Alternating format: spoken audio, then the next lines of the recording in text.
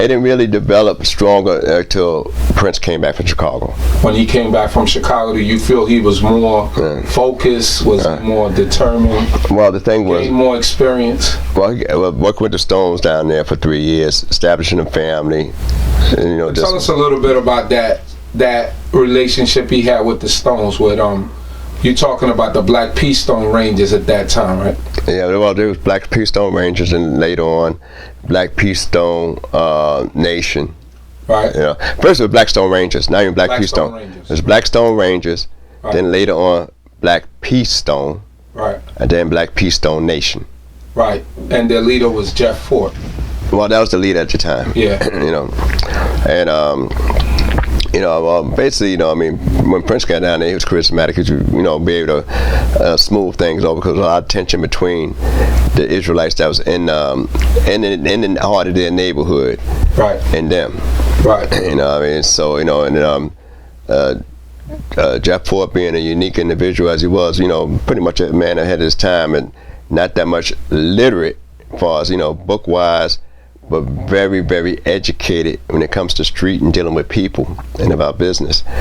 And he actually, you know, recognized that, you know, it had been, you know, it might be to, you know, advantage not to, you know, have a war and, you know, decimate, and decimate that spot, because had it been a war, you know, I don't see the Israelites doing anything, you know, in that area.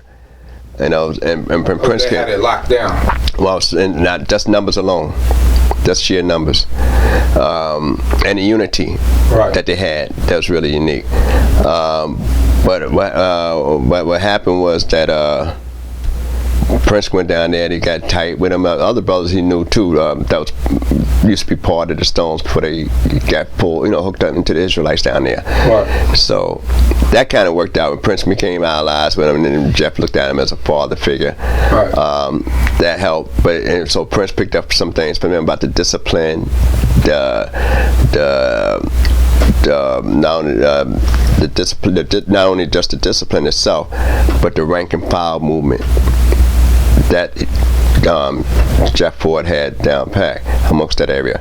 And Israelites, well, that's pretty much today. People go play, when the Israelites come acknowledging themselves, they figure nobody could tell them anything. They do what they want to do. Right. Yeah, you got to have a rank and file in any organization for it to, you know, exist long. And the thing was that most Israelites wasn't supportive full-heartedly for a particular group or spot. And you support it when you feel like it. If you didn't like what was said, you won't support it financially. Where they're supporting it because they believe in it, and they're non-religious. Right. So just going, that's a whole nother story, a lot of history that could be spoken on. But in a nutshell, that's general. Right. Dealing with that part. But Benny ZAKEN became bigger, like I said, in '72. When we moved, Chief Kime held it down for those 3 years. Then he moved from one spot, which was his brother's basement. They used to refer to as a psychedelic shack. Right. Because the brother used to throw parties in there, and then it was big enough to have a service in there. So we was using that, and then after that, besides little incidents that went on later on, they moved from there to a spot that Chief Kime had on Eastern Parkway and Ralph, a real small spot. Right. But he had had control of the buildings there, and held it down. That's when Prince came up in '72, back to New York, and that inspired a lot of other brothers there, and a couple new people came in, and that's matter of fact, what was funny, because when Prince came back, I noticed that I had left Chicago in '69, and I heard Simeon and all them said, Simeon came back later on to New York. The rest of them stayed there, and he said, "Man, Prince reached out. All them guys made princes, man. Talking about and chiefs, and he was a chief." And I said, "Man," all y'all guys. I'm thinking, I knew Prince longer than all these guys. I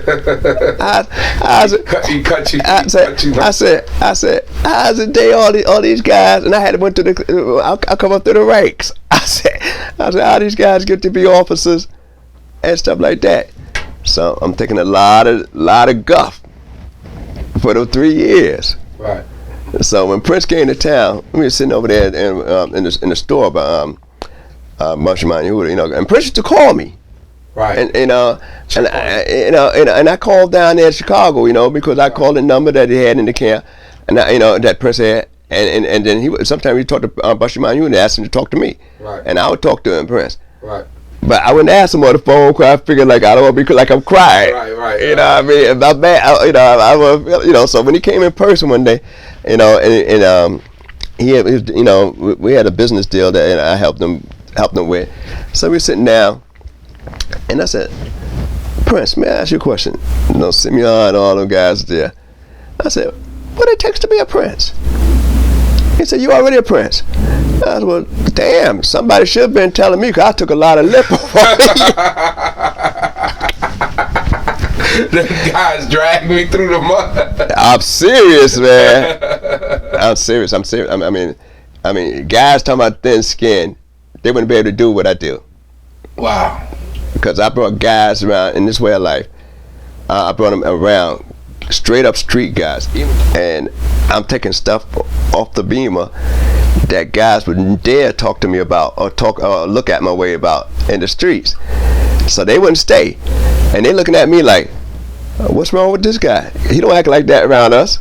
Right. So they wouldn't stay. Prince came around, after Prince come back around about maybe a month or so, a couple of months or so before Prince Yaacov got in town. Right.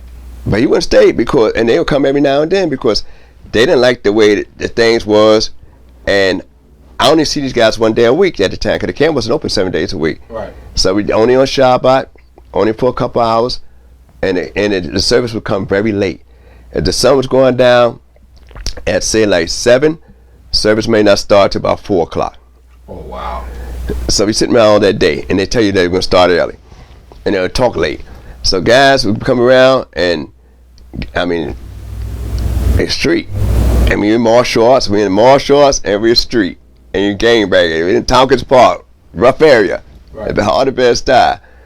And so guys wonder, how is it that, and you know, that I come here and I'm so submissive, and over there I'm a whole nother guy. And they say they ain't trying to go through no stuff like that. Right. You know. Right. So you know, I took a lot of stuff. So when I talk about guys be, you know, talking about they soft and stuff like that. Right. It ain't like I didn't experience stuff. You know, it's just that I was able to deal with it. You know, I wouldn't get beat down. I wouldn't get beat down or nothing like that. Just mouth. Right. You know, but usually back in those days, mouth. I would deal with the mouth. You know, before you think I'm too soft. Right. You know, but so it was, you know, it's one of them areas there that when Prince told me that, the very next day, next Shabbat, the very next Shabbat, I walk in, I didn't tell nobody nothing. I sat up front and crossed my legs. So the brother said, "You're a prince?" I said, "I've been a prince." Just like that. You can't wait to get it off. You can't wait to get it off. Man, I was taking a lot of mess. I know. I took a lot of mess. And you know, and I was respecting the rank and the authority. Right. You know, and so it was, you know, one of the things. You know, we had to do a lot of growing and being ZAKEN over the years. Right. But one thing I could say, out of the ups and the downs, the good and the bad that we went through, we never called wrong right. And it was always the latitude of saying, don't take my word for it yourself. Check it out for yourself. That's one thing I do. I mean, we never had a thing where we was locked into a box as far as knowledge was concerned. If you know, we had the saying that, and even the late chief counsel, read the book, used to say it often, more so than most people, that you're training leaders and teachers. You know, that's what we was training. If you're not a leader, you're gonna be a teacher, and you're obligated to be a teacher of some sort from Torah. And so the thing was that if a teacher taught certain things and it was wrong, now once in a while they might get a little upset and mad. Depends on how you bring it out. But the thing was that you were able to bring it out and make the change. And a lot of times if they told you something wrong in ZAKEN at the time, it wasn't intentional. It was a thing where they did the best they can, because a lot of them didn't graduate high school. Right. So the Israelite thing was pretty new. Right. And they studying and learning themselves. So if they misconstrue certain things in the book, you can't blame them, but their intentions was to try to make you better. Right. And so one of the things we used to have an ID card talking about, black men, freeing themselves and shaking off the shackle, the yoke of bondage, and stand up as free men, naming themselves.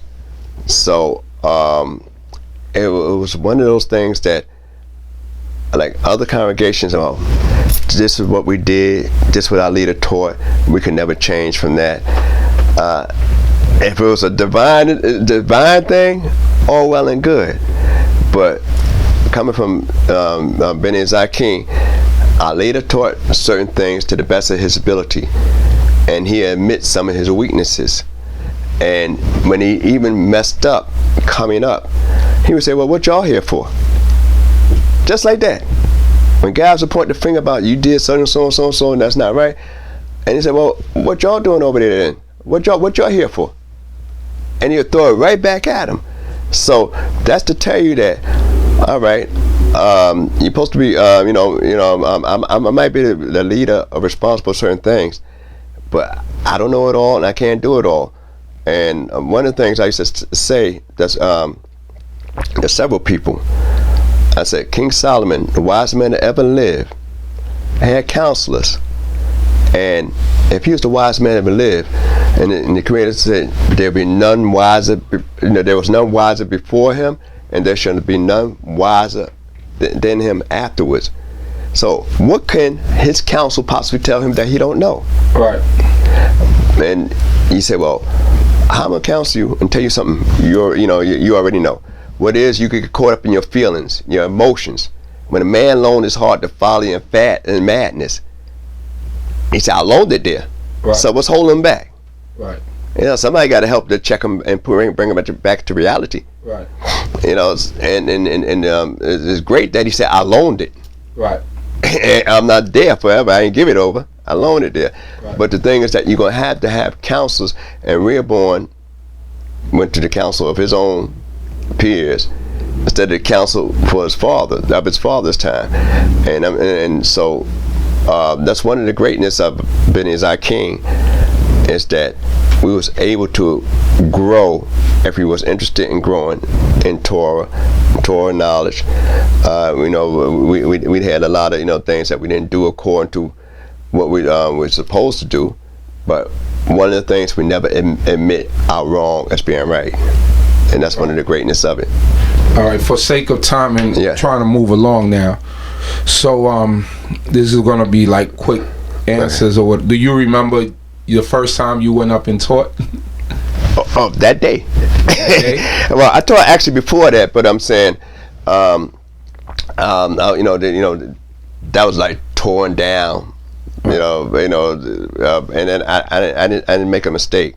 Right. And when I look back over and know what I said, I didn't make a mistake, because I taught within my understanding. You remember what was the topic? Yeah, when the prophet or dream rise amongst you. Oh, okay, yeah, that's safe right there. Yeah. So I chose that topic. Right. And then I spoke on that. Right. And we related to certain religious ideologies that existed at the time.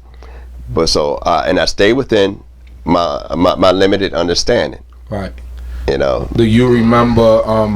Because you were there since '65, so you've seen a lot of brothers come and go. Oh yeah. Can you recall some of the prominent brothers that you've seen come, and that are still part of the nation, or part of us as Israelites? Do you remember some names? Well, actually, to tell you the truth, if they're alive, come through the doors of ZAKEN. Well, even Chief, the first Chief Levite, that actually come through there, I didn't know him till later. because he really didn't stay around much, you know, at that time. You know, though he, you know, one of the Also, was he a part of the organization before you got there? Yes, yes, left? yes, oh, okay. yes. There's a lot of issues that went down, you know, Right. that I didn't learn till later on, you know, because it's almost like, you know, I mean, it's the front, it's an open floor, and it's the back door. Right. I never was in the back door qualification at that a certain time. You're too young. Yeah. Yeah. So you said Chief of Chiefs, the original Chief of Chiefs. Yes. And his Joshua, brother, right? Yes, yes. And his brother, there was a guy by Yabez over there at Beit Shalom. Right. They from there. Toria is actually from ZAKEN, the first teacher. Yes, she's from there. The sister who sings, who's at Beit Shalom, right? Yeah, exactly. Oh, okay. All right. Princess Miriam, whose husband was Chief Khan, late husband was Chief Khan. Right. She's still around, you know, and she's. It's a sad thing that as much knowledge, and she's fluent in Hebrew. She's a teacher by profession now, and she's very educated and staunch down ZAKEN. I call her one of the matriarchs of ZAKEN. Okay. And she's sadly overlooked for her skills and qualification. Wow. You know. Princess Miriam. Yes. And then you saw some of the brothers that came through were like who? That came through. Yeah, came through ZAKEN that you could remember off the top of your head, like when you were there, you seen them first start off. Oh, yeah.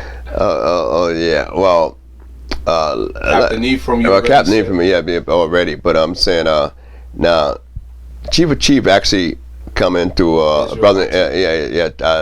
I know the guy named Tapuak. Tapuak, yeah. All right, Tapuak, you know, and they worked on the job, right. And you know, and he was like basically number 2 guy under Chief Counsel Danielle, okay, in Israel IT. Tapuak, right. All right, when he came out, you know, and I knew Chief of Chief for a long time as well, because he was at that meeting, you know, at that same meeting, right. But he didn't actually join ZAKEN until later, the 70s. Yeah, yes. So he, you know, he's been around quite a while. Let me see who's still alive, but that's, you know, you got to think. Chief Elazar come through the doors. Oh yeah, I seen Chief Elazar come through the doors as well, because he's a student of Chief Khan originally. Okay. You know, Chief Joshua, Chief Amos, you know, your father-in-law. You know, let me see, but when we try to think of the ones that's still around, that's still alive. Prince Elisha's still alive. Chief Captain, yeah, Chief Captain Shulam is still around. Right. Well, Isaiah and them, but even though they, you know, they're still around, you know, they don't participate. And Danielle. Okay. Yeah, from that's you know, related to Elisha and them. Okay. So, and so then at this point, Ari Katan as well. Prince Shem. Yeah, just taking me a moment. Yoel's, you know, based out of and stuff like that. Right. Chief Prince Hezekiah. Right. You know, guys. Yeah. Those guys. Yeah. So what about ZAKEN now? I know ZAKEN gets to a point where, you know, a lot of people don't like touching on this, but it gets to a point where it gets really strong. And then, you know, what was the rise and fall of the organization? Because when people speak about ZAKEN, it's like, especially somebody like me who never saw it, it's almost like this mythical thing, you know, all these things you guys used to do, and like, you know, I never really saw that in Israel in my time. All the way, at least, that is glorified by some of my teachers, right? So, at least the good aspects of it. So, can you give me like an idea of how it was like, you know? I don't know what point you want, you know, I mean, because they're going to be longer than this, you know. Yeah. Anyway. Well, as far as what was the thing that made ZAKEN? What was the thing that you could say when people thought ZAKEN, the first thing that came off the top of their head, like, this is ZAKEN? Well, basically culture, that's number 1. So y'all started the culture. That's without a shadow of a doubt. I mean, I'm not, at the beginning, And I've been in ever since. Never missed observing Shabbat. I've been consistent from the time I've been in knowledge myself. Right. You know, and I'm telling you, you wouldn't know an Israelite, you know, before that time, you know, other than being in ZAKEN, unless they told you. Right. Most people didn't even use the term Israelites. Right. You know, people say I'm Hebrew of the Hebrew, which I found out later on is the New Testament's this thing about Paul. You know. Right. But that's what they used to say. Right. But by our very name alone was a statement. Right. Sons of the ancient Israelites. Right. So culture, teachers. Yeah, and princes and chiefs. Everybody else. The officers. Everybody else had rabbis, priests, ministers, prophets. We didn't have titles like that. So you're either chief or a prince, and then you had chief counsels, chief singers, you know, I mean, stuff like that. And then later on we developed, you know, like captains, governors. Those titles came in there, and you know, start being used more in the 70s. I just want to go back a little bit more with the Pop Bivens. I forgot to ask you this. Do you recall when he got murdered out in the streets? Did that news come down to you guys? No, well, actually, I didn't. I think it got. I don't know about the murder part. As far as I know, because I'm not clear on that area. Right. Is that he got beat up and he died in result of the beating. That's died in result of the beating. Right. But he was already an elderly man. Yeah, but far as, you know, like straight out murder, like, you know, I mean, you think of a murder, you think about he's killed on the spot, right, and that's it. So he got beat up and from the results of the beating, he passed away. All right. So now, ZAKEN is known for the culture, the officers, also teachers, right? Oh yeah, well, that's what I said. You know, leaders and teachers. So leaders and teachers, right? And then, as we move along through the matter of fact, just to interject, to show you the level of some of the original princes and chiefs in ZAKEN, everyone that was an officer from ZAKEN that went any other organization was known as leadership quality. Case in point, Prince Daniel, the late Prince Daniel, right, Chief Shlomo, late Chief Shlomo, late Chief Shlomo, over, you know, when it came to KOI, right, prominent individuals like that, right, so they could go anywhere and just right. Prince Baal, who went Jewish and was this head spokesman for Young Israel for years. Wow. For years, a Jewish organization. He was the head spokesman, and he's black from ZAKEN, and he was the head spokesman for Young Israel for years. And that shows you the level of the leadership there. Nasi Barak. Chief Barak. Chief Barak. You know, went from ZAKEN, went over there, not only helped establish, you know, the culture over there, because most of them just wore ponchos that much, you know, over there. Also, he revived an old script of Hebrew that's used, that even went over to HaShabbat in the early days of HaShabbat, and it also helped HaShabbat get larger with culture. Because I remember HaShabbat, even though I know they wrote there's a book out saying they pushed on the culture, it didn't start there. Because I remember a lot of them wearing a poncho, clean shaven, and that's it, and a little scully on. Right. So, and HaShabbat got big and strong, you know, with participation from Chief Barak, because he was very charismatic. Right, he was charismatic. And, you know, and he was a craftsman. Right. So those are some of the leaders I just shoot off the top. You know what I mean? Was Chief Barak the one who took the wrapping of the turban to Uptown? Yes. He was the one who did it. Right. That was a creative, you know, a problem. Bivens, right? Yeah. That created a problem. Yes, that created a problem. But in which way? Yeah, and that count. You know, there's other brothers like you know, the younger guys that's been in ZAKEN. Like you figure, you know, this Prince Gabriel in Chicago. Right. You know, he's well known amongst the Moorish science thing. Right. Very well respected, high in the order there. Right. You have now, Chief Rabbi Capus Forte, them same brothers before, you know, like you say, Prince Daniel and other brothers from ZAKEN, Chief Shamar, Prince Yehudah, these, and the sister Hadassah passed on. These are people that pretty much was more ZAKEN brothers that helped establish that, and then he had some people from the righteous branch like Kona D, Moshe, and a few other guys. But that's what helped get B'nai ZAKEN B'nai Shalom Hebrew congregation started strong in Chicago from that group there, where the late Daniel was the first president of that group there. Also, people don't realize that when Rabbi Levi ben Levi had started Beit Shalom on Willoughby, that a lot of the membership, and I even went the first day they opened up them doors over there, was from B'nai ZAKEN. People that left from B'nai ZAKEN and went over there. Oh wow! So, and you know, and Khalila is one of the people, but she wasn't near the first days, but she's the family is established there, but she's from B'nai ZAKEN. But Toria, there's a lot of other sisters that's no longer around there at that time. Right.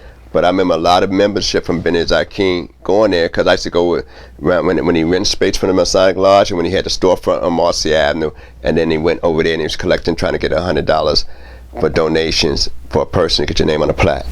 Oh, so okay. so as being an eyewitness, and not just a hearsay, that there's a lot of people from B'nai ZAKEN who's no longer in B'nai ZAKEN that helped when that went there, just that name that went on there about B'nai Shalom B'nai ZAKEN. Okay. And YAACOV'S is still there.